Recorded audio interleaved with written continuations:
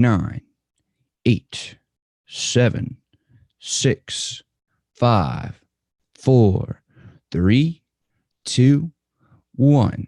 Ladies and gentlemen, welcome to another episode of the Project Egg Show. Today, we have the honor of speaking with Christopher Lochhead, a #1 best-selling Amazon author, top 50 Apple podcaster, startup advisor, and venture capital limited partner. Now, folks, you're in for a treat today. Christopher has done some incredible things that I definitely can't cover in this brief introduction. So instead of me rambling on, let's talk to Christopher. Welcome to the show. Ben, I'm stoked to be here. Thank you so much for having me. Absolutely. The pleasure's all mine. So let's jump right in. My first question for you today, what is your story? Where would you like me to start my story? From the very beginning.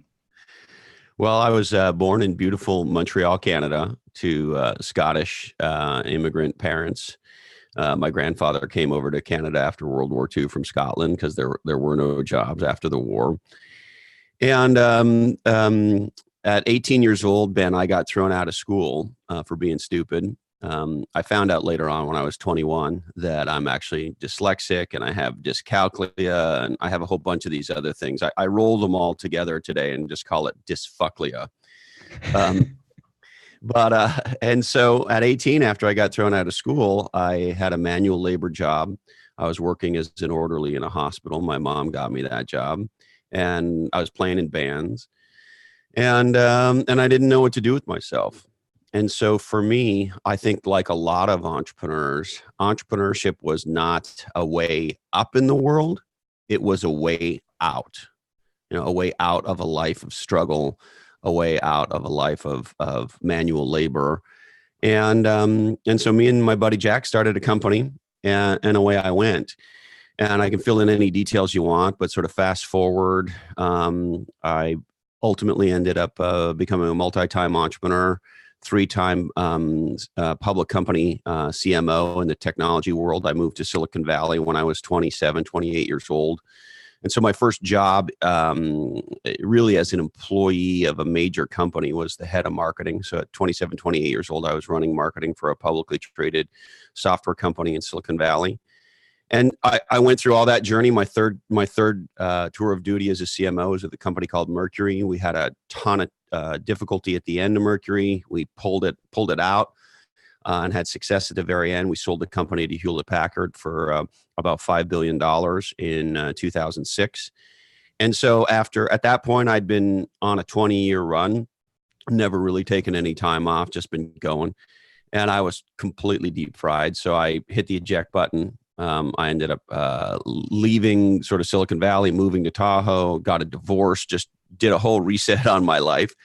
And ever since then, I've been mostly an advisor and today an investor. And today I'm pretty focused on podcasting and writing. I've written 2 books and I have my podcast and I still do some investing and some advising. But for the most part, I'm having a great time doing what you do. That is an amazing story. That's an amazing story. And I love how being the CMO of 3 different, and please correct me if I'm wrong, but 3 different publicly traded companies, and you just crushed it. Like, that's awesome. That is so cool. Yeah. So I want to hear a little bit more about that. Because I think that's fascinating. Can you talk about how you actually put yourself in those positions? Like, how did you get there? It's such a powerful question because it's something that I think most people don't realize, which is every person and every company has one thing in common before they succeed. And that's that and you use the magic word, Ben, they position themselves for that success, right? And so, look, nobody was going to hire me. And I think one of the other things about entrepreneurship that's really powerful is for many of us, becoming an entrepreneur is the only way. Let me say it this way. When nobody will bet on you, you're the only one who will. And entrepreneurship is the way we bet on ourselves, right? So when I was 18 years old, nobody was going to hire me to do anything other than shave guys' balls for a living, right? Which is what I was doing as an orderly. And so nobody would take a chance. And so I started my first company. And once you do that and you have some success, although my first company ended up failing, we can talk about that if you like. But I then got positioned. I then started to know people. People saw me in action. People saw me succeed. People saw me fail. I built relationships with people. So my next job after my first company failed was going to be the head of sales and marketing for a brand new startup. Well, the guy who started that company was a guy that I had done business with in my first company that failed, right? And everything I've ever done, I've never gotten any opportunity via headhunter or any of that. It's all been through relationships. So, what I would say, part of positioning yourself is getting in the game. And then the other thing is getting in what game, right? There are very few CMOs of publicly traded tech companies who are 27, 28 years old. But because I had started as an entrepreneur at 18, and I had done many entrepreneurial things. And ultimately, in the world that I was in the very early stages of what today we call CRM, customer relationship management. I became one of what today you'd call thought leaders in that area. I was speaking and consulting and writing. And I was at the very early beginning of that. And so I ultimately ended up joining a software company that was in that space. And the reason I got there, to answer your question, was I had positioned myself as an expert in the industry. And I was consulting with Charles Schwab and Upjohn Pharmacia and British Airways and Lufthansa. In the very early days of Salesforce automation, I would go and speak at these conferences. In the beginning, there was nobody there. There was 100, 200 people. And as the category took off, of Salesforce automation, and then it morphed into customer relationship management, there I was as a 25-year-old guy on stage in front of 3,000 people, evangelizing the power of Salesforce automation, of CRM, and sharing experiences. And so that got the attention of a bunch of the vendors in the space, which ultimately ended up to my first CMO gig. And then when you're a CMO and you're high profile and you're viewed as being successful and important in your industry and so forth, then everybody comes calling, right? And so you position yourself. But there's an interesting story that we share in my first book about a guy who was working for me at that first CMO gig. The company was called Vantive, and he's about 18 months younger than I am.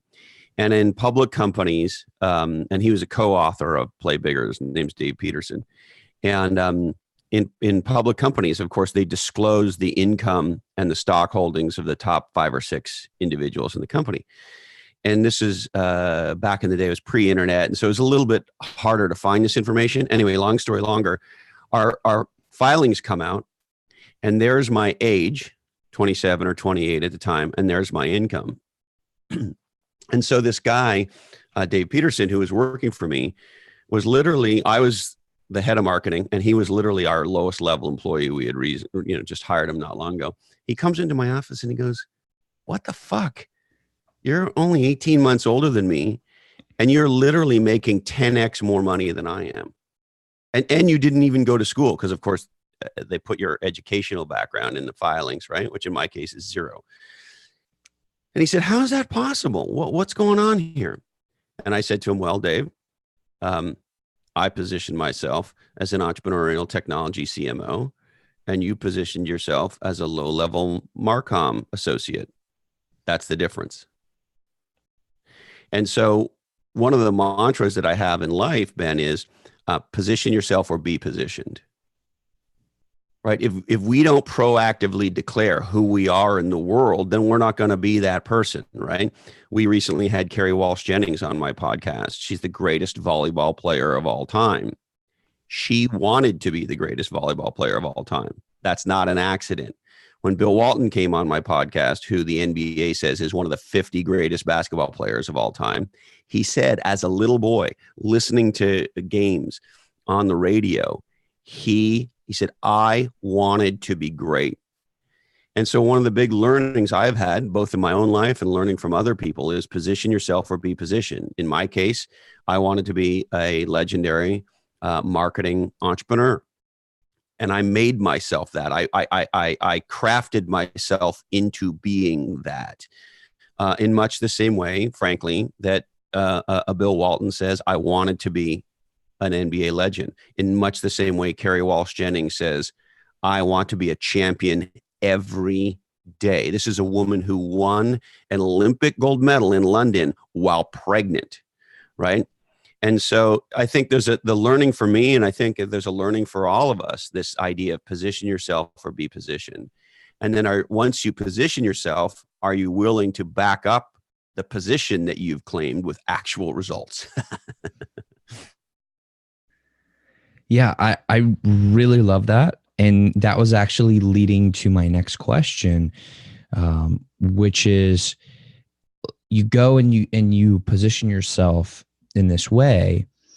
How do you make sure that you can back it up with the results? Like, how do you go out, or how did you go out and learn those skills? How did you develop the stuff, right? Because you can talk the talk, but if you can't walk the walk, then in my opinion, you're kind of just a piece of shit at that point, right? So how did you make sure that you could definitely show those results, that you could walk the walk? Great question. And I couldn't agree with you more. And especially today, we live at a time, Ben, where I think we're getting a lot of things back assward. A lot of people today, I'll give you a simple example of what I think is back assward. And as a 3-time CMO, I think I get to say this. Personal branding is complete bullshit. So we live in a world where everybody, you need to have a personal brand. What's your personal brand? I got an email yesterday from somebody. Said, what should my social media persona be? And my response is, don't have a fucking social media persona. Be yourself, right? And what you don't want is a personal brand. That's a contrived thing. What you do want is something way more valuable, a reputation.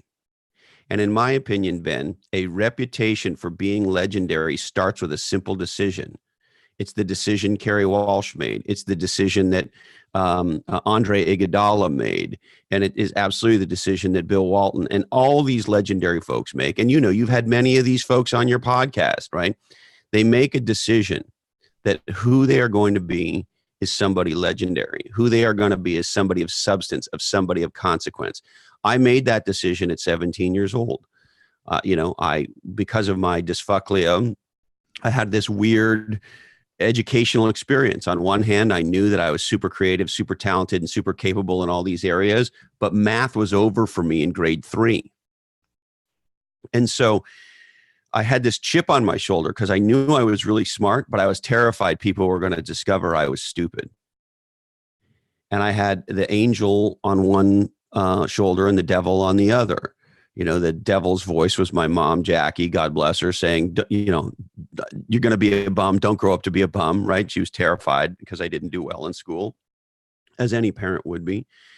And the angel's voice was the voice of my grandfather, Jack, who said, you're the best boy in the world. You can do anything you want. And at 17, I had to decide, was I going to listen to my grandfather, listen to my father, listen to my mother, or was I going to disappoint my mother and become a bum? And I said, fuck that. I'm going for it. So I think that's the first thing, is we all have to make a decision. And then the second thing, of course, is, can we conduct ourselves in alignment with that decision? And so to get to the specifics, when I started in business, I didn't have any money. I didn't have any relationships. I didn't have any education. And I sure as fuck didn't have any experience. So what do? Well, you learn by doing and failing, right? So thus the mantra, you can't be a legend without being a loser. I've lost more money than I'll ever make. I've been humiliated more times than I've ever been celebrated. So you learn by doing and failing massively. You learn by seeking out coaches and mentors, and you learn by reading. And as a result of the coaches and mentors and the reading, hopefully you can stand on the shoulders of giants. And so there's a handful of mentors and coaches in the beginning who made a giant difference to me. I have a handful of them today that continue to make a difference for me. And then there was probably 20 or so books that I read in the early days, Ben, that made a gigantic difference. And I'll forever be grateful to people like David Ogilvy, by way of example. He was one of my very early heroes, and many others we talk about if you like.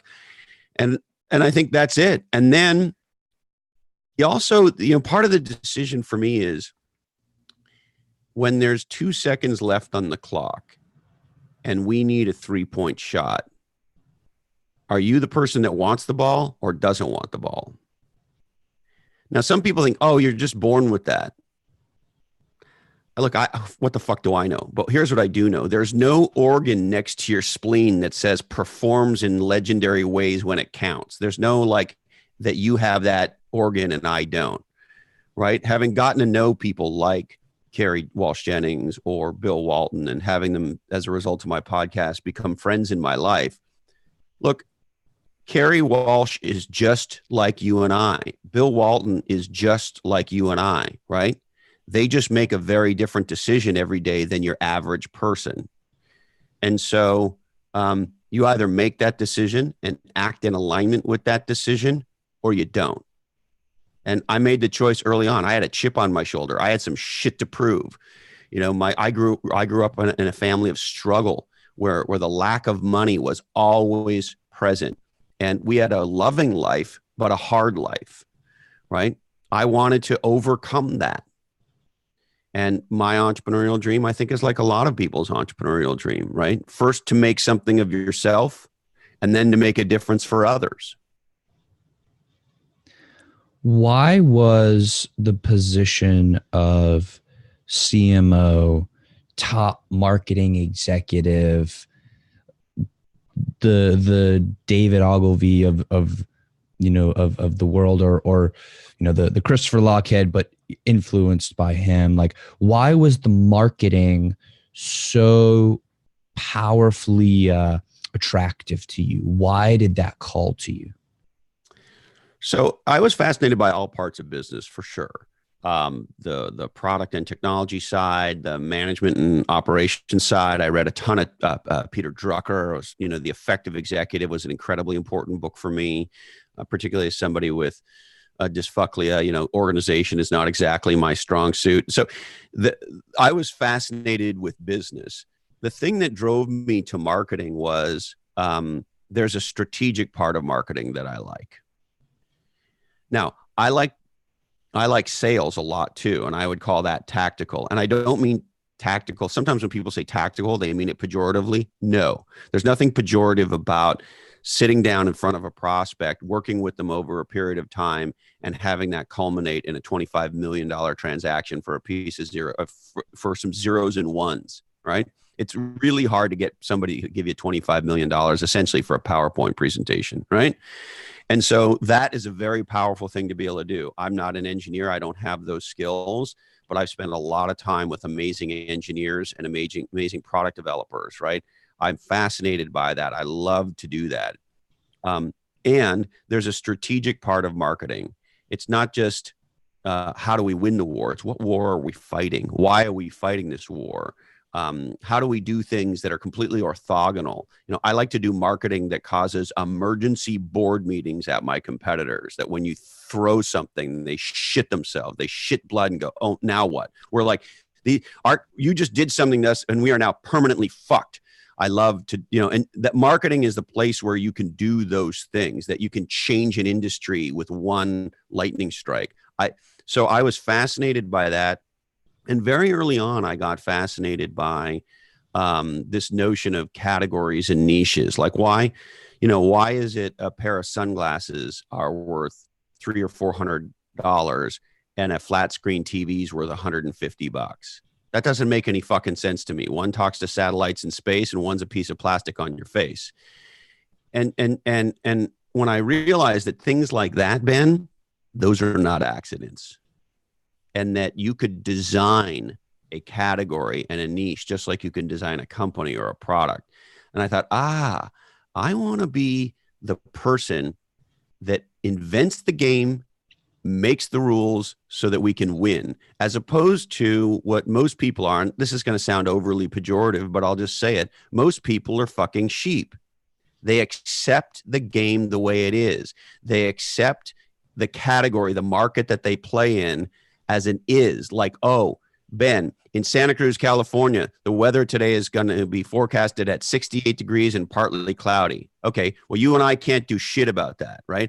And most people talk about the category. Most people talk about the market the way they talk about the weather. When the truth is, somebody decided the TVs are going to be $150 and the sunglasses are going to be $350. Somebody fucking decided. I wanted to be that person, the creator, the author of the game, the setter of the agenda, as opposed to what most people do, which is they fall into this trap of mindless competition, and they have a we're better than them argument and conversation with the world, as opposed to we're different. And my ultimate dream and sort of the mission that I'm on now is to help people and companies understand that better creates incremental change and different creates exponential change. And my hope is that more and more people and more companies embrace the exponential power of what makes them different, as opposed to the incremental power of what makes them better. I would love to explore that, because I feel like that's a huge, huge lesson for a lot of people. And I feel like the people who may be struggling with that the most are people who are just getting started in business. And I see it all the time where people are like, oh, how do I do this one tactical thing? Like, how do I do this one thing? How do I do that one thing so that I can have a leg up? Like, how do I build, the right marketing funnel? And to me, that's almost the wrong question. If you're looking for those specific tactical things, like the one different button shape that's just going to absolutely change everything, to me, that's the wrong question. But I think you hinted at the right question. I think, in fact, you came right out and said it, which I love. So how do you get that mindset shift? And is it like an instantaneous thing where people are like, okay, I am no longer a sheep, I'm a fucking lion, and I'm going to go now do lion things? Like, what does that transformation look like? I think that's a decision we can all make, for sure. And then the question is, well, then what's the right headset going forward, right? And I think the first thing is, there's a powerful dichotomy at work here, Ben, which is we all want to be loved and accepted for what makes us uniquely us. And so if you and I are going to be friends, it's ultimately because I accept, admire, and love you for what makes you unique. And the same is true for you of me. That's what we want. That's how we want to be with people in the world. We want to be loved and accepted for the things that make us, and I'm going to use this word very much on purpose, different. And yet we live in a world that teaches us it's all about fitting in. It's all about being the same. And it's all about, in business, it's all about competition. Every fucking marketing course, with few exceptions, is predicated on a context of there is a market category, it behaves the way that it does, and your job as a marketer is to fight for share in the market category. Show me the fucking marketing course that goes, hey, wait a minute, stop. Why are we playing in this category? How do categories work? Oh, see, when you study this shit, you discover what we discovered in my first book. And we wrote it, with all due modesty, a Harvard Business Review article about it. It's about the science of how categories work. It's called Category Queen, Category King Economics. And this is how it works in tech. And now more and more spaces are behaving like this. We analyzed every venture-backed technology company founded from 2000 to 2015 in the United States of America. And we said, what happens as the category emerges? There's a bunch of companies in the category, and how do the economics play out over time? And here's what we discovered, Ben. One company, on average, takes 76% of total value created in the category. We call that company the category queen or category king. And once you begin to realize, wait a minute, this is true. I see this all over the place. Facebook has no competitor. Google has no competitor. Microsoft has spent over $10 billion on Bing. It's a disaster. I was just talking to the CEO of FanDuel. FanDuel's the former CEO and co-founder of FanDuel. He's not there anymore. And he was explaining to me that when DraftKings tried to compete with them, in a year, DraftKings spent $500 million, $500 million advertising. And FanDuel still killed them. Why? Because FanDuel were the category designers. They created how the space works, what the problem is, what the solution should be, what the engagement model, what the business model. They did what we call prosecute the magic triangle. They got company, product, and category design right. And when that happens, there's no amount of money in the world that can unseat the leader, right? If Microsoft can't unseat Google with $10 billion, what the fuck? And if DraftKings can't unseat FanDuel with $500 million in a year, that's telling us that when a category designer introduces the world to a new way of thinking around a problem and a solution, and the world gets it, that idea tips. And then, of course, you can execute, which is a big of course, right? But if you can prosecute the magic triangle, that is to say, get product, company, and category right, then you become the category king, category queen, and you can't be unseated. And once you realize that, it changes the whole game, because you sit there and go, I'm not going to fall into the trap of competing against other people. That's a bullshit comparison game. What I am going to do is create a game that allows me to win. And that's fundamentally what category design is about. And it goes all the way back to your question of why I love marketing. The most legendary marketers in the world aren't fighting for market share. They're designing market categories so that they can become category queens and kings. Wow. When you were doing this research and this study, were you testing theories, or were you simply looking at the data to see what would come of it? Yeah, we really, when we started writing my first book, Play Bigger, we were hoping this research existed, frankly. And we talked to a bunch of Stanford professors, and we told them what we were looking for. And what we were looking for is, for the history of marketing, marketers have studied market share. And market share is the percentage of sales in any given market category that goes to the leader and then to everybody else. And look, I'm not suggesting that market share isn't important. It is. However, when most people look at market share, Ben, what they're really looking at is saying, oh, well, this is a $27 billion category. And shit, if we had 2% of the category, we'd be king shit at Turd Island. So let's go after that, right? We just want our little slice. And that's how a lot of people think. Oh, and how we're going to get there is our carbidingulator is awesome.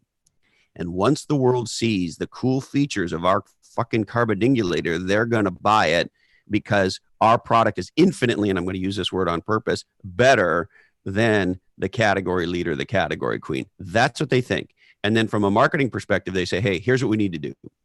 Let's just put a giant demo on the front page of our homepage, right? Because people buy based on features and products. And let's do lead gen. You talked about funnels that get people to our website to see our awesome product, and then we'll win. It turns out everything I just said doesn't work. And more importantly, everything I just said, that's not what Sarah Blakely does, founder of Spanx. That's never what Steve Jobs did. That's not what Henry Ford did. That's not what any legend did. And so when you take a step back, you think in any domain, Ben, whether it's business, sports, science, art, music, any domain you want to talk about, the people that you and I love and respect and admire the most are the people who broke and took new ground, right? We know who Bob Marley is. We don't know who the 47th greatest reggae musician in the world is. right? My favorite band, the Ramones. They are the category designers of a new genre of music called punk rock. We know who Picasso is. If you read his, there's a billion painters, right? You read his Wikipedia entry in the first or second sentence, it says he's the creator, he's the godfather of Cubism. And so here's the big aha. The category makes the brand, not the other way around. The reason Google has one of the most valuable brands in the world is because they're the category queen in search. When they went to go compete with Facebook in the early days of the category wars in social media, they created this thing called Google Plus. They spent billions of dollars on it. Their brand, which is approaching the value of Coke, according to brand experts, meant nothing outside the category of search, particularly in a category designed and dominated by somebody else, Facebook. The category makes the brand. People have to care about the thing you do, the problem you solve, before they care about how to solve the problem. And this is the piece that most people miss. This is why most marketing training is bullshit, right? And so it's about, how do I design a category that can position me to dominate the world that I want to dominate and to have everyone else compared to me. Sarah Blakely did not call her shit Girdle 2.0, right? She called it shapewear. Now, the truth is, undergarments that make us look better in clothes have been around for centuries, right? She thought it was a breakthrough invention, and she didn't make the mistake that most inventors and creators make, which is let the world figure out how to position it. No. She said it's a new thing. It's not a girdle. It's not a corset. It's not any of that shit. It's shapewear. And we're the first in this new category of undergarment called shapewear. And she is the most wealthy, self-made female billionaire in American history as a result. That's what the legends do. And that's what nobody tells you. If you want to be successful, whether it's personally in your career or for you and your company, you need to become known for a niche that you own. And if you do that, you get to make a big difference. You get to have financial success. You get to build great companies, and you get to be respected in your field, right? If you don't do that, then you just get compared to everybody else. I love that idea. And I think that it is fundamental to success. And it's kind of like, I think back in my own family's history, and I think of my grandfather on my dad's side. His name is Saul Gotthard, actually, Judge Saul Gotthard. But he was born in the Bronx in the 1930. And he was poor, terrible family life. He basically had to raise himself, put himself through college. He was drafted and into the Army, put himself through social work school, and became a social worker, moved down to New Orleans. So he had the social worker background. He then worked with the juvenile judge, and he saw that the judge was the one who was really able to make the impact. So then he went back to law school, he went back to school to law school, became a lawyer. So now he's both a social worker and a lawyer at the same time. And he then ran for judge. And he told me, because he had no political backing, he was a poor boy from the Bronx, but he said the only reason he was able to win was because he was the only guy who was both a social worker and a lawyer. And his whole campaign slogan was not just another lawyer. And he was in a developing city in Jefferson Parish, Louisiana. And so it was a new city, or a new parish rather. And he was that big fish in this small pond. Yes. And that's why he was able to win. Yes. And that's a classic niche down, right? He combined two things that, for the most part, most people didn't combine. There were two things that people understood, but they didn't necessarily understand them together. So he saw that as an opportunity to be, and I'm going to use this word on purpose, unique. And he was cognizant of the geography he was in. he could be unique combining those two things. Maybe somebody was doing that in Manhattan or Chicago or I don't know where, but in his parish, he saw that no one else is. So he combined things that don't normally go together in people's mind in a unique and provocative and interesting way against a set of problems that people had that maybe they hadn't thought about in that way. And he did it at a time and a place when most people where he was weren't thinking along those lines. And that's niching down. That's what category designers do. And the minute a category designer introduces the world to their way of thinking, what you could call a point of view, Ben, if the world gets that point of view, everything changes. And you can't, once you've seen it, you can't unsee it. Right. And now that's how you have unfair competitive advantage. Saul has unfair competitive advantage because when he sits down and evangelizes the power of a lawyer combined with a social worker to make a difference in people's lives, well, guess what happens? He is designing his own category niche. And so a potential client, when they then go talk to a social worker or a lawyer who's missing this other part, they go, yeah, but you're missing 50% of what we need to get done here. And they're like, oh, we never thought about that. And they're fucked. And then they go back to Saul, right? That's what niching down is about. That's what legendary innovators, entrepreneurs, creators, that's Walt Disney, that's Sarah Blakely, that's Henry Ford, that's Steve Jobs. And there's lots of what I lovingly refer to as smally entrepreneurs, local entrepreneurs who do the same thing in their own small geography, just like Saul did. Yeah. And I love that. I love that. And it's interesting how I had such a clear example. Like as you were describing this, I had that clear example of my grandpa, and it's like, that's a perfect way to describe that. So I'm glad the conversation has gone there. So let's now go back a little bit to when you worked with the company that the big one, the last one that you were a CMO for. Can you talk, that was acquired for $5 billion. Can you talk about what that was actually like? What did it feel like to be a part of something that extraordinary?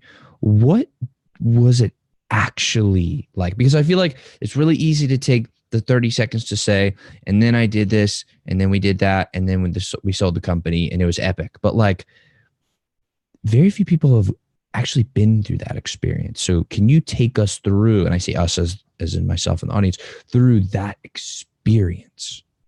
Yeah. There's so many dimensions we could go on, but maybe a couple. So I joined the company when it was roughly $350 million in sales. It was already public. I had been advising and consulting to the company for about a year and a half, maybe pushing up on 2 years, and decided to join as head of marketing. And what excited me at that time was, we talked about the prosecuting the magic triangle, product, company, and category. At the time, Mercury had done that already. It was a very successful company, had been public for quite some time, and was the category king in what you could call software quality testing.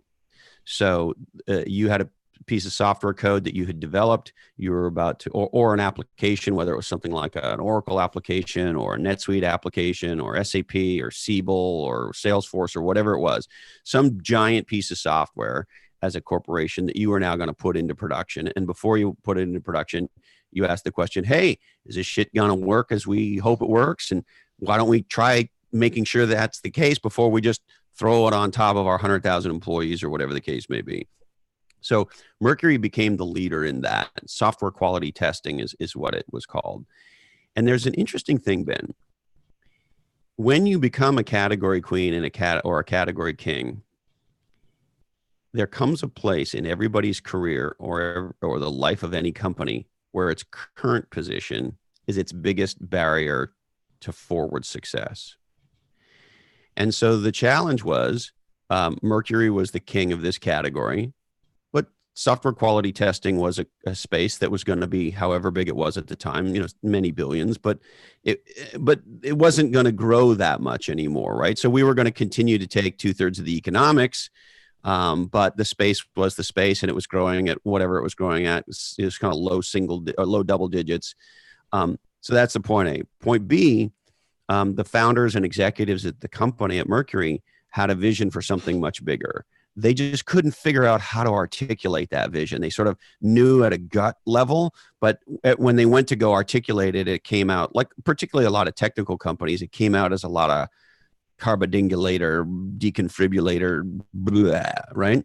Mm-hmm. And so anyway, I saw a unique opportunity to work with an extraordinary company that was already massively successful to not just overcome its current position, but to create a whole new category and then dominate that. So that attracted me tremendously. And we started to have real success with that. So that was the mission we were on. And it's an extraordinary mission. It's one that very few companies ever have the courage to leave their current position, essentially sacrifice it all to get a bigger position in a whole new category that it designed and dominated. In this case, we called it BTO, Business Technology Optimization. And so I just thought, if I joined the company full time, how much fun could we have continuing to play that out? We were already having success, having launched BTO, scared the shit out of the competition, driven a breakthrough in our growth, begun to deliver new products, begun to do acquisitions. And I had a CEO in Amnon Land and an executive team that was very hungry to go get this done. And that's a highly unusual thing, particularly, it's one thing with a startup, when you have nothing to lose. But as a dear old friend of mine once said, big companies are conservative because they have something to conserve. And so most companies play a protect my existing category position in my existing space game, as opposed to we're going to essentially bet it all on this future category play. So the willingness to do that by the Mercury executive team was incredibly attractive. And I knew they had a very, very real business, deep technology, incredible products, et cetera. So then jump into the company. And we can get into all the specifics if you like. Particularly at the end, there was a horrible set of things that happened to us that almost killed the company 9-10 months before we sold it. But the big thing that made Mercury incredible, other than the things that I've already mentioned, this was a company that did not require putting its core values on the wall. This is not a company that spent a lot of time talking about culture. This is a company that had a legendary culture. And the culture at Mercury was simple. We fucking win. We build legendary products. We make sure our customers win. We destroy competitors, and we have a shit ton of fun doing it. And we can take on IBM, Hewlett-Packard, or any of the other biggest companies in the world and destroy them because we win. And I'll never forget, Ben, the guy that ran marketing in Europe for me. He had this open position for quite a long time, was having a hard time filling it on his team. He hires this gal, and at the end of her first week, she quits. And so now he's got to call me, his boss, and tell me about this. And he calls me, and you can just hear it in his voice. And he's afraid I'm going to tear him a new one. And his name's Ali Kanan. He's an unbelievable executive. And I said to him, Ali, congratulations. He said, what do you mean, congratulations? I said, look, the reason she quit after the first week is because we scared the fucking shit out of her with our culture, didn't we? And he said, yeah. And I said, good, get her the fuck out of our company. We are a company of Navy SEALs. We are a company that wins. We are a company that destroys competitors. We are a company that creates unfair competitive advantage. We are a company that delivers amazing, massive, ongoing value to our customers, and we are not kidding about any of it. And if that's what you want to do in your career and you want to be on an elite team of Navy SEALs, then you're at the right place. And if that doesn't sound like a good idea to you, then get the fuck out of our company. And so Mercury was a company who never sat down and said, what are our core values? What culture do we want? It just was in the veins of the business. The other thing that was interesting to me about Mercury, the top 6 or 7 executives in the company, we were all up in each other's business, Ben. So you hear about silos and fiefdoms and this shit. We didn't have that. We were all in each other's business. As a head of marketing, I spent about 50% of my time in the field. I knew all of our top performing salespeople. I'd been on sales calls with them. I'd been the executive sponsor of their multi-million-dollar deals. I was the executive sort of sponsor, if you will, of our business in Latin America. When we did a deal with the Mexican tax authority, I was in the room when we closed the deal, right? So in most companies, marketing and sales hate each other. How we got rid of that was Jay Larson and I, the head of sales. We sat down, we said, that's all bullshit. We have the same number, we have the same goals, and the enemy's out there, not in here. How are we going to destroy this bullshit? Well, part of what we did was Jay spent a bunch of time with my team, and I spent a bunch of time in the field with his team. The other thing that happens in a lot of, particularly tech companies, but I think it happens in a lot of companies, is marketing and products or engineering hate each other, R&D, right? So what did we do to break that? Me and Boaz Halamish, the head of engineering at Mercury, we would swap jobs twice a year for a week. The company was originally founded in Israel. We had most of our engineering there. I would fly to Tel Aviv for a week and quote unquote run marketing. He would fly to California for a week and do this, run engineering. He would do the same with marketing. And then we would meet afterwards and compare notes and share ideas. And so I knew who all our top engineering leaders were. I knew who all our top product designers were. And so my point is, because we were all deeply intertwined with each other's business, the top 6 or 8 executives in the company had that company and the category in our veins. And when we got into a room, we could make a decision and get out of that room. And at the end, we probably had close to 3,500 people, and 6 or 8 of us could walk out and move 3,500 people to go in a different direction if that's what we wanted to do. And we could move the company instantly. I could stand up and give a speech and move the entire company instantly. And we all, as much as we fought with each other, and we did, here's what we didn't fight about: the mission that we were on. We fought about how to get there, what was smart, who we should hire, who we should fire. Should we buy this company? Should we focus on this geography? Should we attack this opportunity? We fought about all that stuff. This was a lot of big brain, strong egoed individuals. You know, think of a company founded by a bunch of Israeli tank commanders and shit, right? This was not a group full of pussies. But what we didn't fight about was internal crap, territories and silos and budget. We didn't fight about any of that stuff. The enemy was out there. We fought about the best way to get the job done.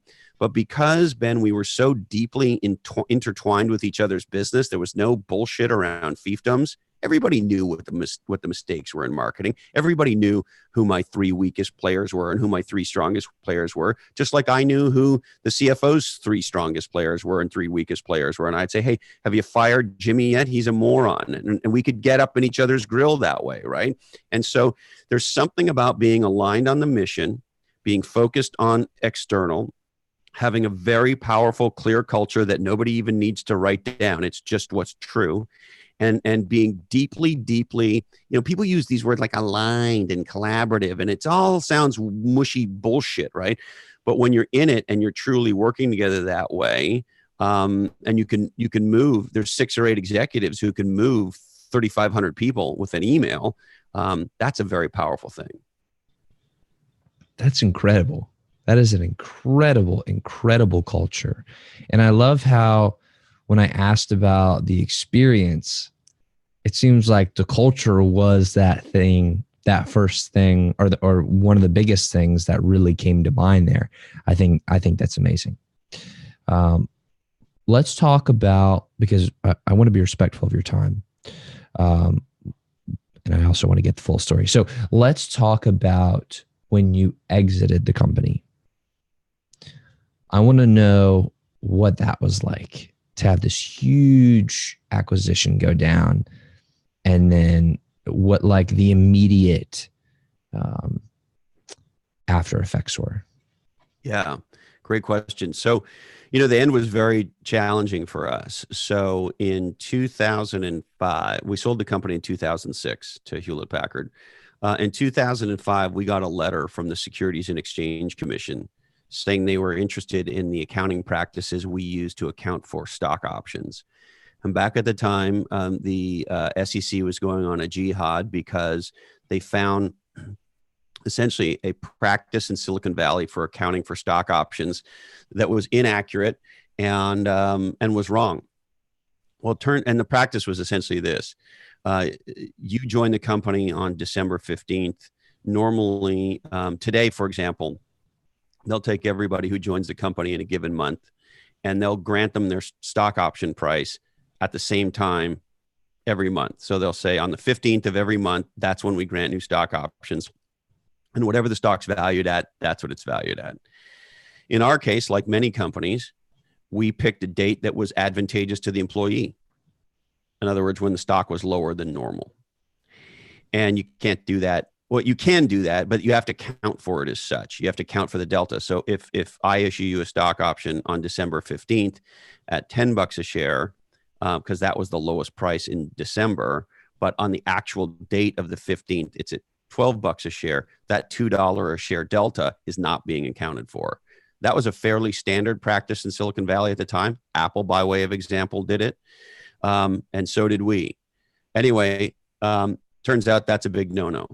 What do I know? I failed grade 10 math. Math was over for me in grade 3. Stock option accounting, not exactly the thing I was focused on, right? Long story longer, what ends up happening is we get that letter towards the beginning of 2005.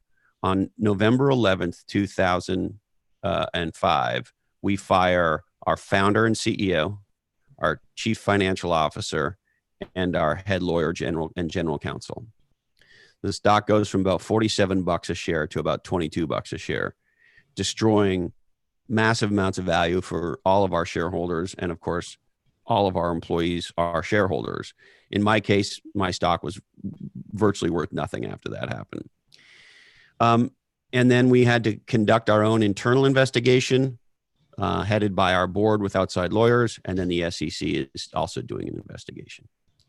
That happens on November 11th. Q4 is the December is the end of our Q4, biggest quarter in our every year, pretty normal in the enterprise technology business. All of our competitors, IBM, Hewlett-Packard, BMC, and a whole bunch of others come after us. They tell everybody we're going bankrupt, we're going out of business. The 6 or 8 top executives in the company get in a room after we fired everybody and said, look, everybody's going to quit and nobody's going to buy from us. So what are we going to do? We devise a plan. We break up all the big offices around the world. A senior executive goes to every single office. We take every deal worth $500,000 or more, and we assign them to every executive, and we all get on the road. And we spend from November 11th through to New Year's Eve traveling to every major office, meeting with every major customer, meeting with every major deal in the pipeline to try to salvage the company, to try to get customers to buy, and to try to stop employees from leaving. We talk to the press.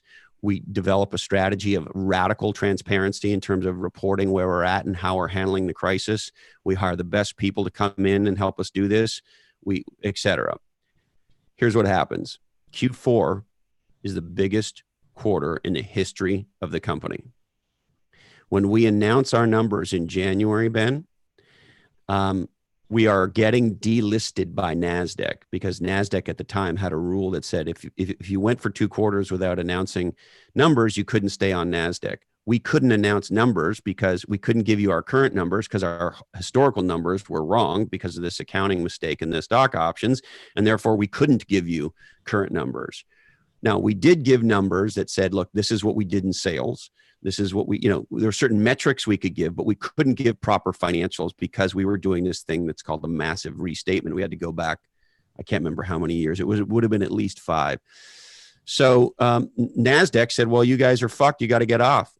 So we get delisted by NASDAQ. And I believe, Ben, we are the only company in history to get delisted by NASDAQ, go to the pink sheets, and get upgraded by Goldman Sachs on the same day.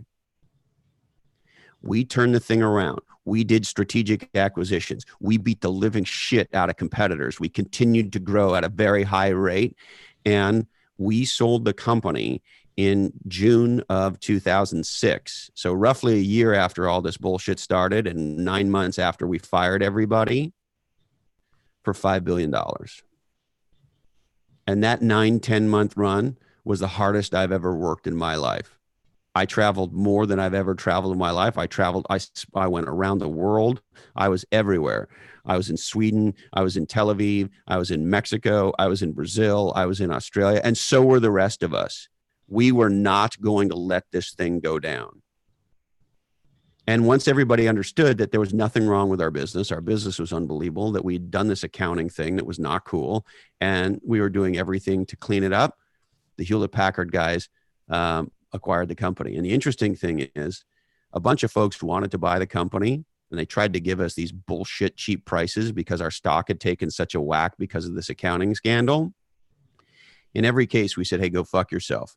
Just because we have this accounting fuck up doesn't mean our business isn't worth massively more than you're saying.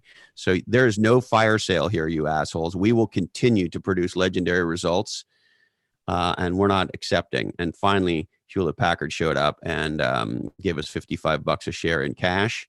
And in June, July of 2006, bam, we punched out. So what did you do right after that happened? Well, I was burned out, but I was also disappointed. We wanted to be one of the top 5 software companies in the world. And giving up on that dream was hard for many of us. However, going through what we had just gone through, in December, a 20-something dollar share price to in June, a $55 acquisition price, you just have to take the money. We, as officers and directors of a public company, you have a fiduciary responsibility. So there was a huge disappointment for many of us that we didn't get to play out our dream of becoming a top 5 software company. But at the same time, you know what? Fucking A, Ben, we landed this ship in an extraordinary place. We gave our customers an amazing home in Hewlett-Packard. We gave our employees an amazing home in Hewlett-Packard. And so it was hard to be disappointed about that. So I worked super hard for about 6 months of that year, helping to integrate the two companies. And by the time that, late fall, early winter came on, I was out of a job. Tom Hogan, who was the head of the software for HP at the time, came to me and said, hey, look, Chris, we know there's no job for you at HP. And, he was very, very kind to me. He said how much he appreciated how hard I'd been working on the integration. And he said, it's not uncommon, Ben, for senior executives to have what are called change in control agreements, CICs. And essentially what a CIC is if the company is acquired and you're not in a like or better job than the one you're in, they have to fire you. And they have to give you a whole bunch of Scooby snacks, including salaries and bonuses and acceleration of unvested stock and all that stuff. And so Hogan called me and said, thanks a lot. Thanks for playing. We know you don't want to stay here. HP ain't your kind of place. And we're going to honor your CIC. And I said to him, thanks, Tom. He was a very honorable guy. And then I asked him the following question, which is, I would like my CIC in cash. It turns out Hewlett-Packard will not give you cash for that amount of money. So unfortunately, it was a wire transfer. I didn't get to see the cash, because we never see any cash anymore. Like the most amount of cash we've ever seen is like, I don't know, $1,000 or whatever, right?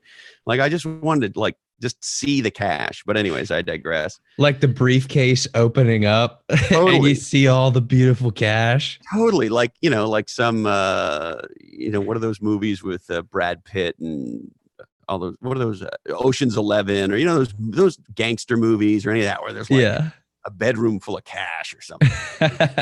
I wanted to see cash, but anyways, that didn't happen. And, look, at that point, I was 38 years old. I had started at 18. So that's a 20-year run. That was my third CMO gig. I'd never taken more than probably about 10 days off, at any one time. And the end at Mercury was really, really hard. And I was also going through a divorce. And as a guy who started so young and ran so hard for 20 years, I said to myself, hey, self, it's time to hit the eject button.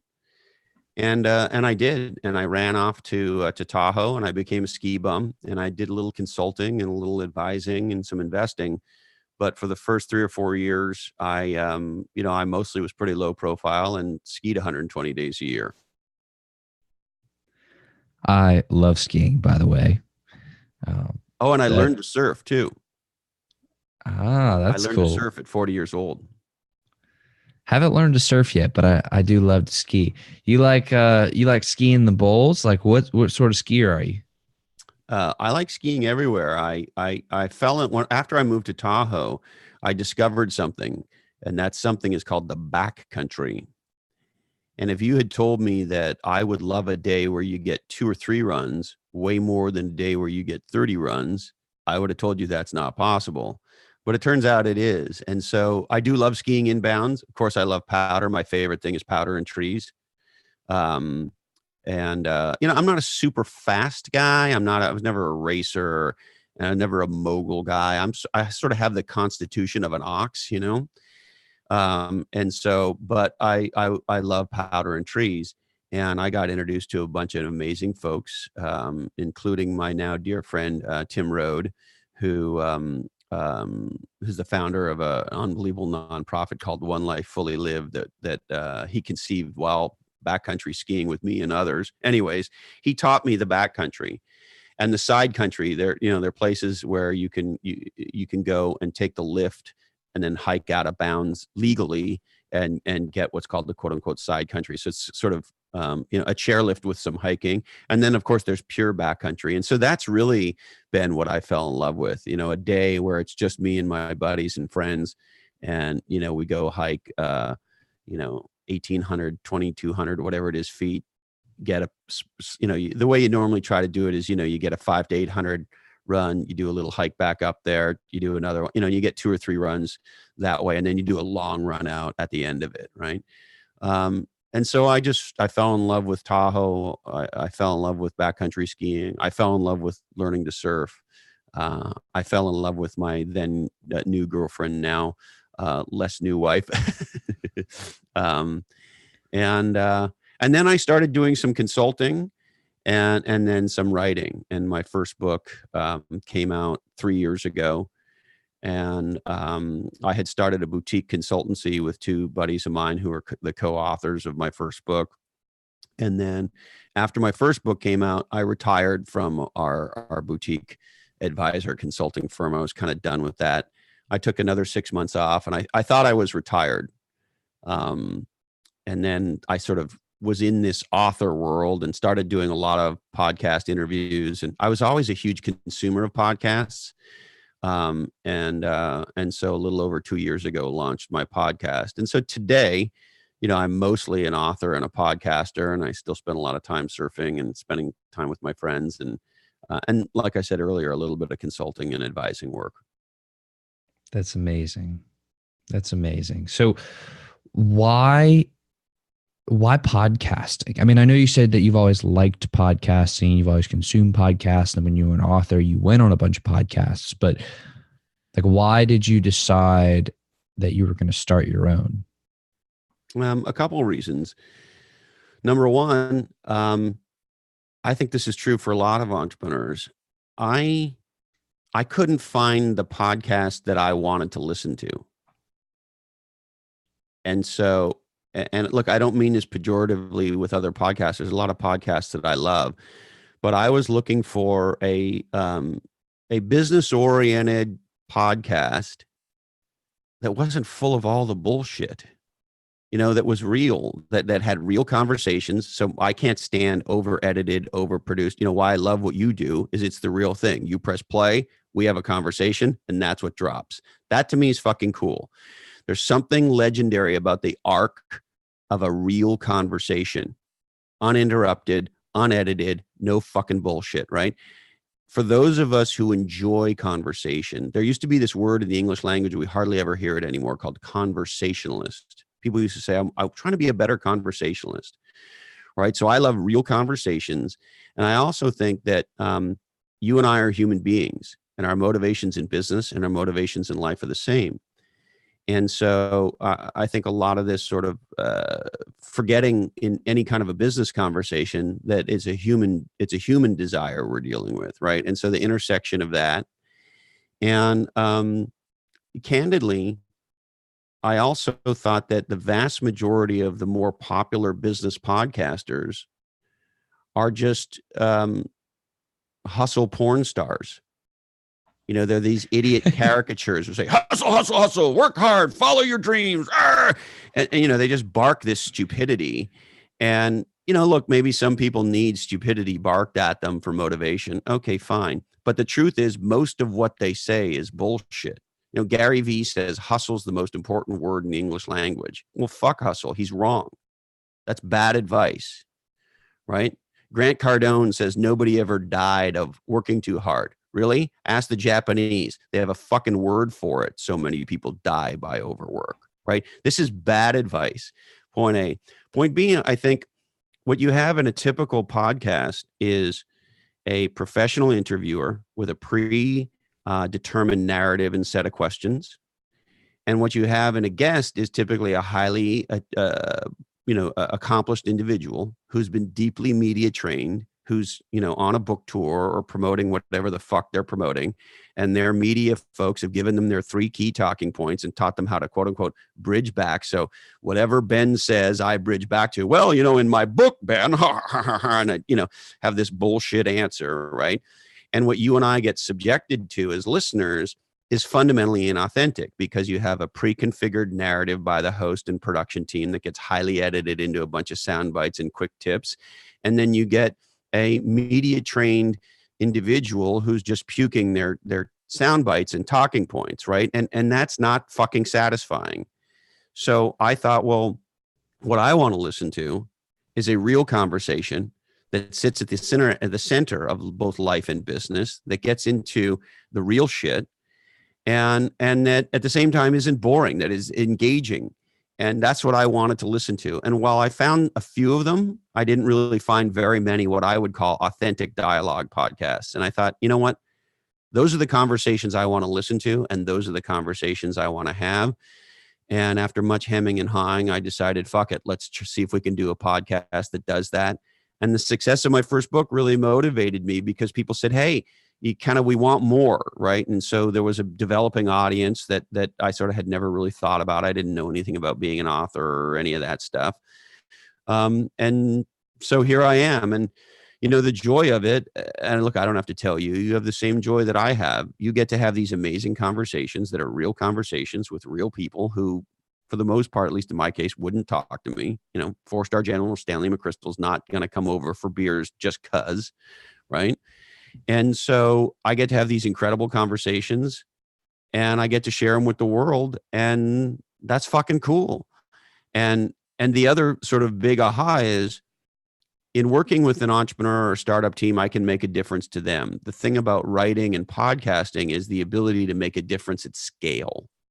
And my whole career, I had made a difference in with whatever company I was with, whatever the people were on the team, and they had made a difference for me and so forth. But it was concentrated to that team, or it was concentrated in Silicon Valley.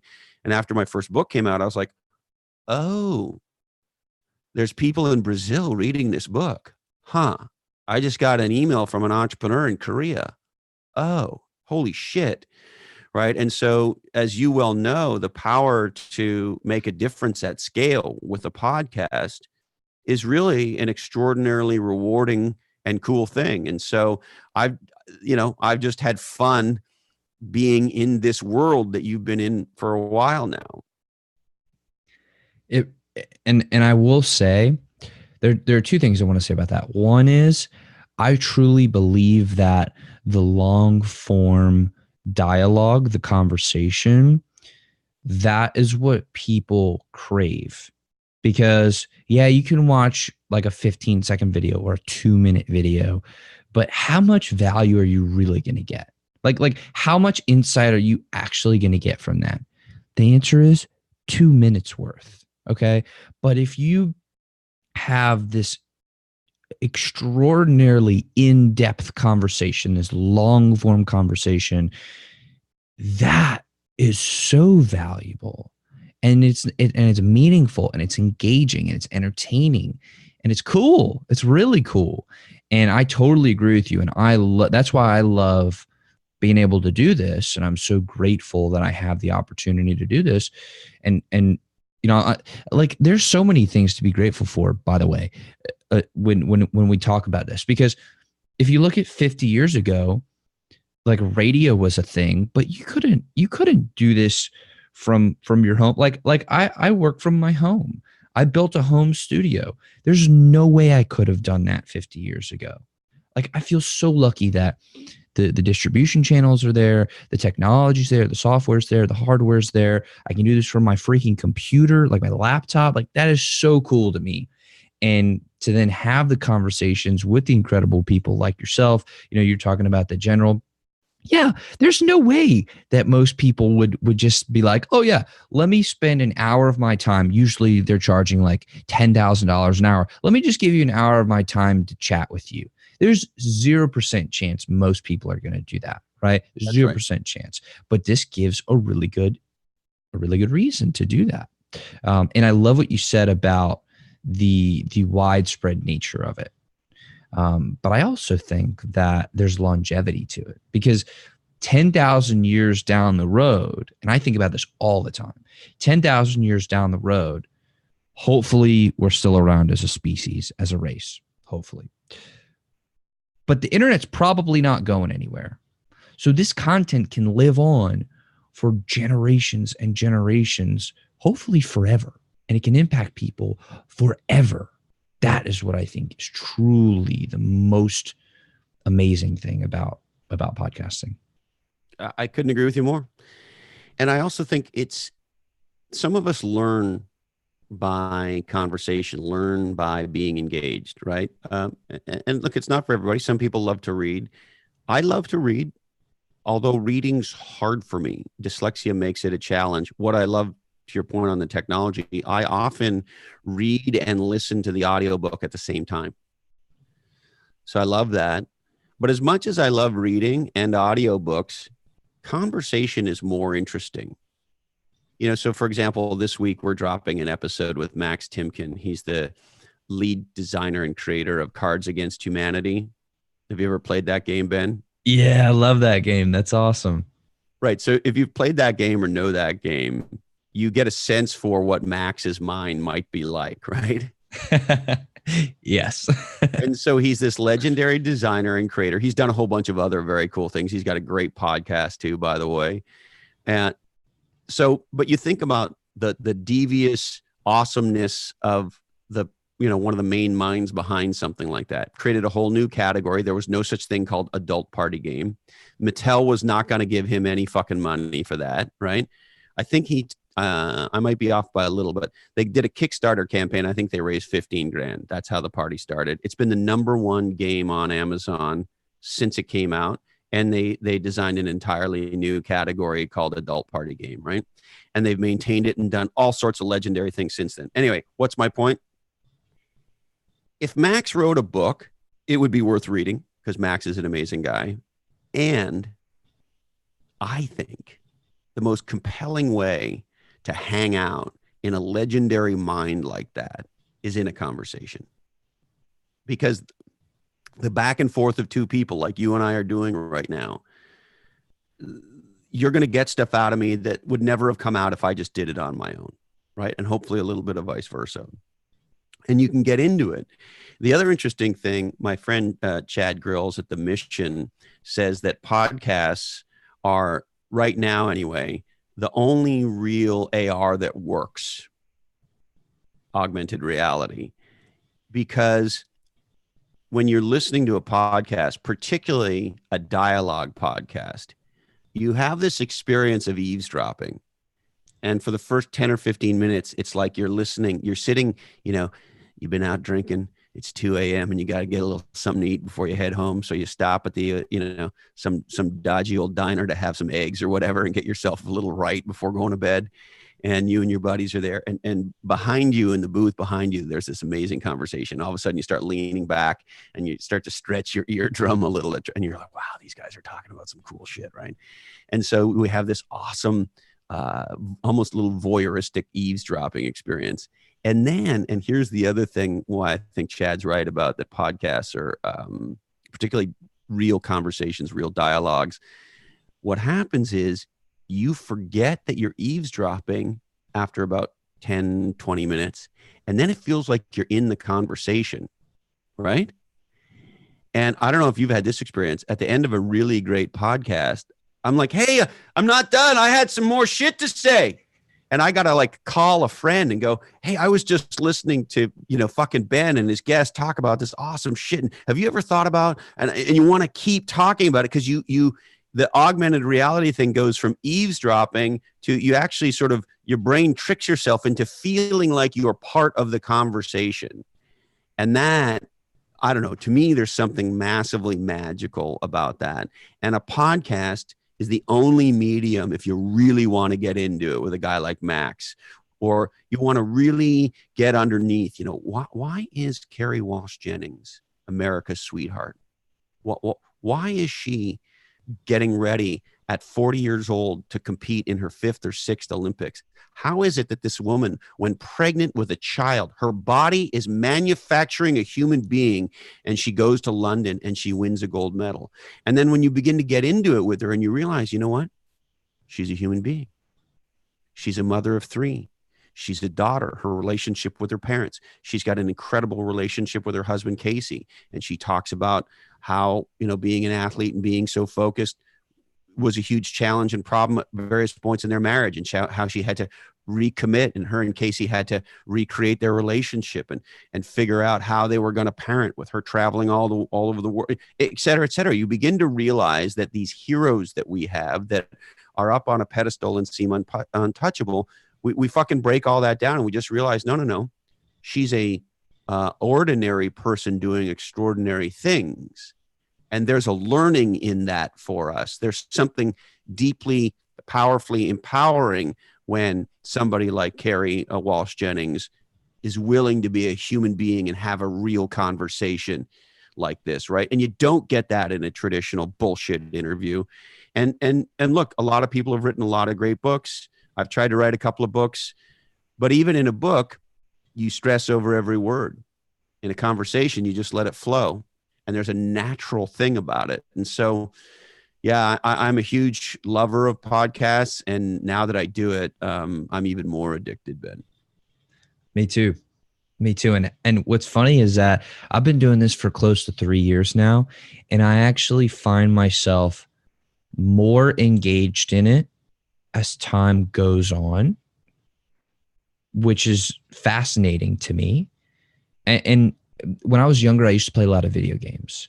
And what I loved was there's that initial spike of like, you just start out and you're just starting your character and like you're getting into it. So that's fun. But then it takes a little while to like grind through the beginning stages to really get into like your zone, to really get strong and to develop your character. And I feel like with your own podcast, it's very similar, because you have to find your voice as a podcaster. You have to figure out, okay, you got to get your equipment right. You have to get your software right. You have to get your processes right. You have to get your team, get them motivated, build the systems, get amazing guests, build up the show, learn how to actually take an interview, which, by the way, I still don't really know how to take an interview, right? I feel like I'm just naturally curious. But it gets more and more exciting as time goes on. And like I'm on now, this is interview roughly 140 something. And it gets better and better as time goes on. And that to me is just incredible. Yeah, I couldn't agree more. The one thing I would love to just nudge you on a little bit is around here, interviews kind of become a bit of a bad word, because every single interview you and I have ever heard by design is inauthentic, right? It's prepared, it's edited, it's sliced and diced, and so forth. You're a conversationalist. You're not an interviewer, right? Yeah. And right. So I reject, and look, I'm not suggesting there's some great interview shows, probably the greatest interviewer in the English world that I know of anyway is Terry Gross. And she's fantastic on Fresh Air. But, and it's a really big but, as great as her interviews are, I don't know shit about Terry Gross. I don't know who she is. You don't know what she looks like. You got to Google her. You got to. And so on one hand, I respect her craft because she is an interviewer in the sense that it's all about the guest and pulling it out of the guest. And she sort of subordinates herself to that. And that's the tradition. If you look at Gimlet by way of example, look, and I respect the achievements that these folks have had. So I don't want to sound overly pejorative. However, the vast majority of their shows are hosted by what I would call a generically smart, boring, middle-aged white dude. And that white dude tries to take himself out of the conversation and be as generic, as non-threatening and non-interesting as fucking possible to highlight the guest. And then they edit the shit out of it to give you just the Scooby snacks, and you get the best 20 minutes or 15 minutes, and that's what you get. Well, that's not a fucking conversation. And some of those interview shows like Terry Gross and a few others are great. And then there are some people that sort of sit in the middle. You know, my buddy Jordan Harbinger is very conversational. They do some light editing of the show. And so I would say he's an interviewer who injects himself and his personality. And so he's somewhere in between. And I think that's cool. I think he does a great job by way of example. But for the most part, the vast majority of interviews we've ever heard are bullshit because they're deeply inauthentic, because they're edited, because the host, you ever hear something where, the guest will say, well, my grandfather was a juggler in the P.T. Barnum traveling circus. And the host, interviewer, gal or guy will say, oh, thanks, Jimmy. Now, my next question is, and you're like, hey, what about the juggling? That was interesting. Right. And then the constraints of radio, their time constraint. Well, we just ran out of time, Jim. Well, there's no time constraint in a podcast because the cost for a 5-minute podcast and a 50-minute podcast are virtually identical.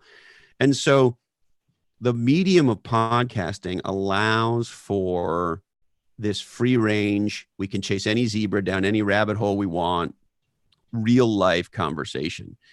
And that's an art form. And I think that's a very different thing than the traditional gimlet, generically boring middle-aged white dude interviewer guy. You're so right.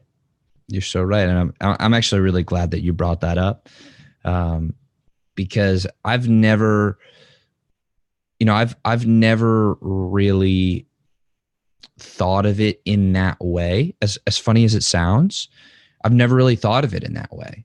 And now I have a lot to think about as far as, what, excuse me, as far as how I'm actually thinking about the show. So I'm really glad you brought that up because it is definitely a conversation. I mean, I'm sure there are so many people out there who are really great interviewers and they're great at their craft. And I know they're great at their craft. But there's nobody who's going to have this conversation between you and I. Nobody can do that besides us. We're the only ones on the planet who can have this conversation. And that's interesting. I have a lot to think about. So thank you for I would challenge you to think hard about, it's the same thing we talked about with category design. Everybody in fucking podcasting just assumes they're going to do interviews, and they just assume a Larry King-esque paradigm: guest, host, questions, editing. I try to get the best out of my guests. So, Jim, what are the 3 things you'd leave our audience with? And what would you tell younger you? And all these same fucking questions over and over again. And by the way, it's all bullshit, right? We just had Professor Scott Galloway on, and he was talking. He's got a new book out, by the way, called The Algebra of Happiness. That's fucking a killer. Anyway, he was sharing with me on my podcast how he's a professor at NYU Stern. And he's like, we have this parade of billionaires that come in on an almost weekly basis to talk to the students, right? And he says almost every one of these speeches ends with some version of follow your passion. And he's like, invariably, the billionaire telling the students to follow their passion made their billion in fucking smelting or something, right? It's such asinine garbage, right? Can we have a real conversation about what it really takes to design a legendary business and a legendary life? Can we do that? And can we do it in a way that's compelling and interesting and entertaining and hopefully illustrative, such that it inspires others to do the same, right? And the other thing is, we are a society, Ben, that wants quick tips. Hi, welcome to the podcast. And today we're going to give you the 3 things you need to know to... Look, there is no fucking 3 things. There isn't. It's bullshit. In this episode with Max Timken that we're dropping this week, he said, look, people ask me all the time, how do I create Cards Against Humanity? He's like, there's no answer that I'm going to give you to that that's going to make any fucking sense. Here's what you do. For 10 years, you bash around, you try shit, you develop your craft, you fail a ton, you get lucky, you're smart enough to know you get lucky, and then you execute like a banshee and hope it all works out. That's the fucking formula. There are no three things, right? But all these these characters are like, oh, buy my course and just it's garbage, right? It's absolute bullshit. And the only way we can get underneath the bullshit is to have real life conversations. It's what we do with our friends, right? When you're working on something in your life, you're like, hey, should I get married? Well, you're going to go out with your buddies and have a couple of cocktails over that, right? Or what should I do in my business? You're going to sit down with your board and your mentors and you're going to talk about that. Or if you want to write a book or you want to do anything legendary, you're going to sit down and you're going to engage in conversation and thinking about shit that matters. And you're going to push and pull and you're going to agree and disagree and look at it from that's the art of thinking. It's the art of conversation. There are no fucking three handy tips. It's bullshit. And so the only way you can think and learn to think and think about thinking is to engage in dialogue about things you're interested in, things that you think matter, with people who've got some ideas and who've achieved some things that we can learn from and bad ideas around with, et cetera. It's how we learn. Right. But somehow we've gotten tricked into, there's this book we're going to read that's going to tell us, or there's this podcaster who's going to bark at us a bunch of stupidities and say, hustle and follow your passion. It's stupid. And I think, this is just my opinion, and I'm deeply biased, real dialogues around what it takes to design a legendary business and a legendary life are the only way we get underneath the stupidities of hustle, hustle, hustle, and follow your passion and buy my course and subscribe to my free thing and all of that. I totally agree. And shit, maybe that means I'm biased too, but I absolutely agree. And I think, one of the most important pieces of that is once you kind of break through that, the scripted, media trained, mask or facade, and you really dig deeper than that, it's organic, it's natural, it's what the person is actually thinking about. And you can't continuously fake that. Like if we were sitting here for an hour and a half and you kept going back to the same things, like, first of all, it wouldn't, like you said, it would be very boring and it would be very scripted. But like, once you get past that, it's real. It's uncharted territory. Like, it's defining the new conversation. And that to me is so much more organic and like unfakeable, because you can't script it. So you can't mask something that you're like really feeling in the moment. I mean, I know you can, but it's very, like, people can see that. And it's much more transparent. And that is something that I love. Yes. I hear this question all the time. What should my social media brand be? Or what should my podcast personality be? I hear this all the time. But you shouldn't spend fucking 5 seconds thinking about that. Your podcast personality, your social media should be you. I aspire to be me on all platforms. Right? The greatest achievement in life is to be oneself. And there's so many people that have gotten confused about this, and they think they got to be some cartoon character, because a lot of the successful people in this world of authoring and podcasting and all that are cartoon characters. Well, it turns out the greatest people are not cartoon characters. Oprah Winfrey is not a cartoon character. If you've consumed her shit over the years, you know who she is, because she's her, right? So I think the irony is, in a world of Kardashian ass selfies, where Kim Kardashian has like 130 million followers on Instagram, it makes me want to kill myself, because everything about them is completely inauthentic and plastic and fake. And they've taught the whole world that to be successful, what there is to do this. Look at me. Aren't I great? Don't you wish you were me? Bullshit. And the thing that makes me happy is, for every action, there's an opposite and equal reaction. And so at the same time, subscriptions and consumption of content from the Harvard Business Review has never been higher. And so for every Kardashian ass selfie, there's something else of substance. Well, there's a lot of those selfies, so I'm pretty glad that And there's look, I that. enjoy a nice ass selfie every once in a while, you know. Who doesn't? Who doesn't, right? Yeah. Although I'm not a selfie kind of guy. I can't even take one. I don't know how to it just, the whole thing is just hard for me. Well, the trick is, and this is from being 24, the higher up you go, the better of the angle it is. And you can kind of out angle the camera there. Yeah, because most people give you a nice shot of the side of their cheek and their nose hair, right? Gotta go up high. Gotta get it the up key. high. Yeah. And are you a selfie stick kind of a guy? Do I need to get one of those? You know, I've never used it, but I'm not against it. I'm not against trying it because I've done a couple interviews like in person, walking around, and I got to tell you, my arm gets seriously fucking tired after the first 15 minutes. So I'm like trying to switch arms to like hold the phone, and yeah, it would just be way easier if I had a selfie stick. So I'm not against it. I haven't used it yet, but it could be magical. I'm not sure. Yeah. I know this makes me a terrible person, and I don't want to see anybody lose their life. However, when somebody dies falling off a cliff or whatever, taking a selfie, you know, that they win that Darwin Award. There is part of me that goes, if you took yourself out of the gene pool to get a selfie at the Grand Canyon, I mean, I know I should be a better person and have more empathy, but it's like, fuck you and your selfie.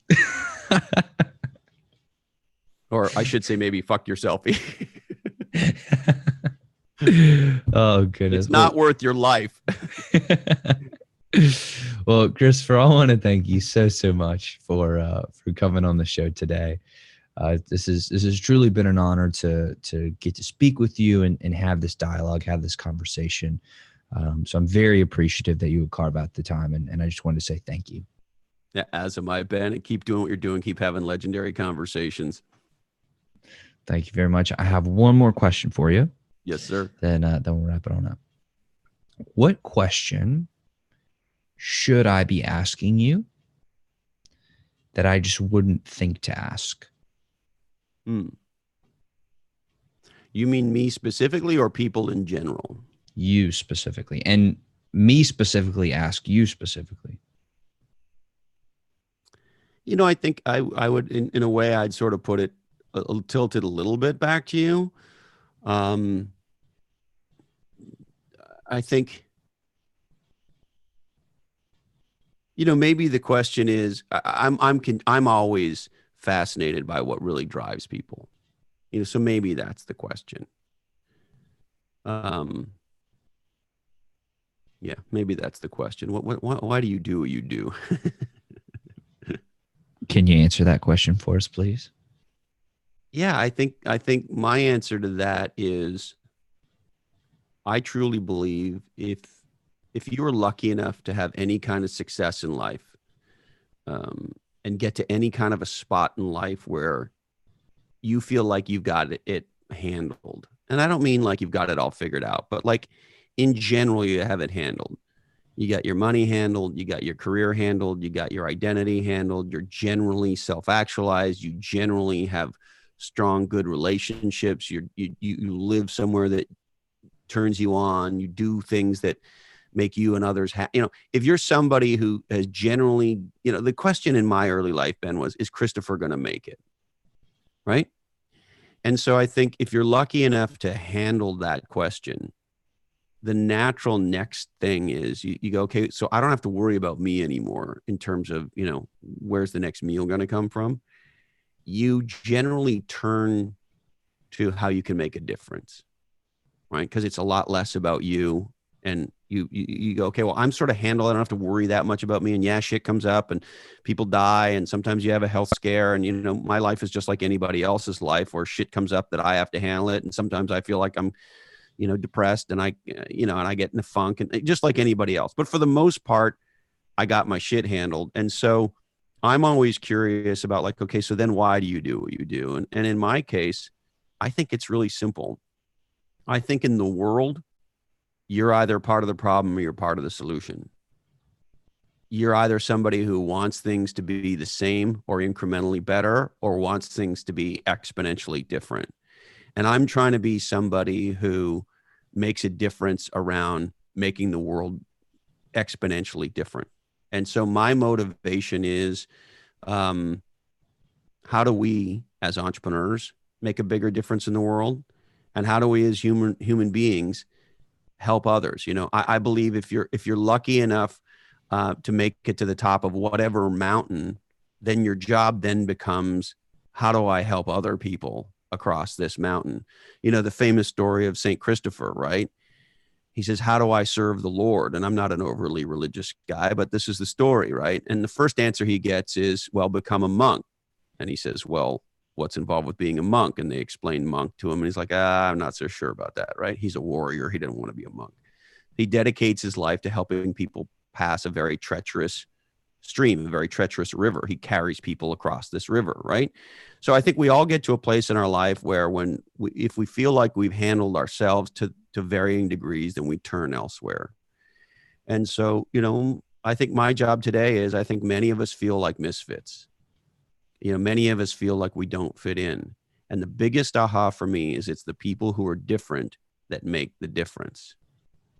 And so I just want to try and make a difference for people who are trying to self-actualize themselves, to figure out what makes them different and unique, and connect that difference to the world in a powerful way, both for themselves and others.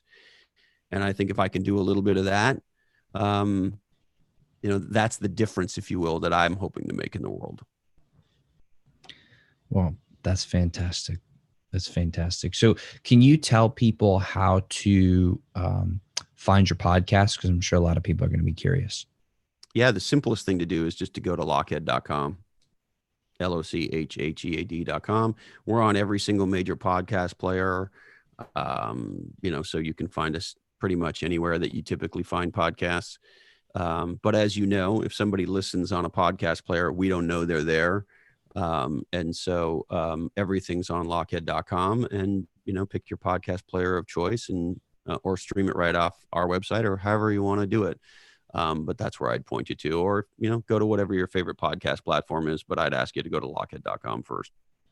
Fantastic. Well, Christopher, again, thank you so much for coming on the show today. And to everybody who's listening, watching, I want to thank y'all very, very much.